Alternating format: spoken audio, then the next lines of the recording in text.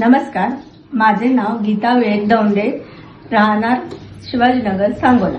ही कथा आहे गोकर्ण महाबळेश्वराची। रावणाची आई रोज समुद्र किनारी महादेवाचे वाळूचे लिंग बनवून त्याची पूजा करत असे। ते लिंग समुद्राच्या लाटेने वाहून जात असे। रावणाने त्याच्या आईला विचारले, आई, तू रोज अशी पूजा का करते? यावर रावणाची आई म्हणते की तिला मरणानंतर कैलास पर्वतावरती तिचे स्थान मिळवायचे आहे म्हणून करते। रावण महादेवांना प्रसन्न करण्यासाठी तपस्येसाठी बसतो, काही केल्यास त्याच्यावर प्रसन्न होत नसे। हे बघून रावणाला अत्यंत क्रोध चढतो। तो कैलास पर्वताला उचलून हलवायला सुरू करतो। हे सर्व बघून माता पार्वती फार घाबरतात। हे सगळं काय सुरू आहे? तुम्ही हे सगळं थांबवा। महादेव पार्वतीसह रावणासमोर प्रगट होते। सर्व विष्णूंना माहिती होतं, म्हणून त्यांच्या मायेने रावण महादेवांना पार्वतीच्या सौंदर्याला मोहित होऊन पार्वतीच मागतात। महादेव पार्वतीला रावणाकडे सोपवून देतात व त्याला एक अट घालतात की पार्वती तुझ्या मागे मागे येईल, पण जर तू मागे वळून पाहिले तर ती तिथे स्थापित होऊन जाईल। यावर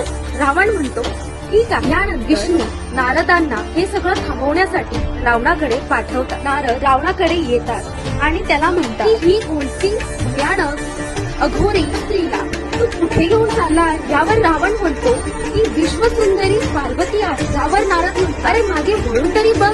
रावण मागे वळून बघतो तरी आणि त्याला दिसते भद्रकालीचे रूप। नारद म्हणतात, खऱ्या पार्वतीने पाताळात जन्म घेतला आहे मंदोदरीच्या स्वरूपात। मंदोदरीला जिंकून तिच्याशी लग्न करतो व तिला लंकेत घेऊन त्याच्या आई समोर। हे सगळं पाहून रावणाची आई त्याला म्हणते, तू लग्न तर केलं, पण तू मूळ कामासाठी गेला होतास ते तू केलंच नाही।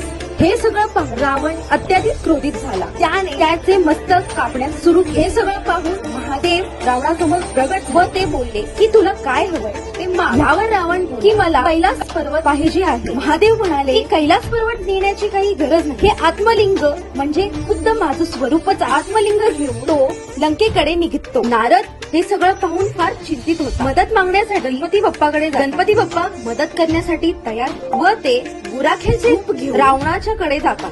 गुराखेला म्हणतो की हे आत्मलिंग मी स्नान करेपर्यंत तू तुझ्या हातातच, तू हे खाली नको ठेवू। स्नानासाठी निघून जातो। यावर गुराखी लगेच ते लिंग खाली ठेवून देतात व ते इथे स्थापित होऊन जातात। रावण ते आत्मलिंग उचलण्याचा प्रयत्न करतो। त्या आत्मलिंगाला खूप ताकद लावून उचलण्याचा प्रयत्न केला। आत्मलिंगाचा आघाव करण्यासारखा व त्याचे वेगळे वेगळे भाग होऊन जातात। सत्याचे नावे अशी आहेत, पहिले गोकर्ण, दुसरे गजेश्वर, तिसरे धारेश्वर, चौथे महेश्वर, पाचवे मुरुडेश्वर। सर्व देव गणपती बाप्पावरती प्रसन्न होऊन एक काम, ही रांगोळी पण घेशील?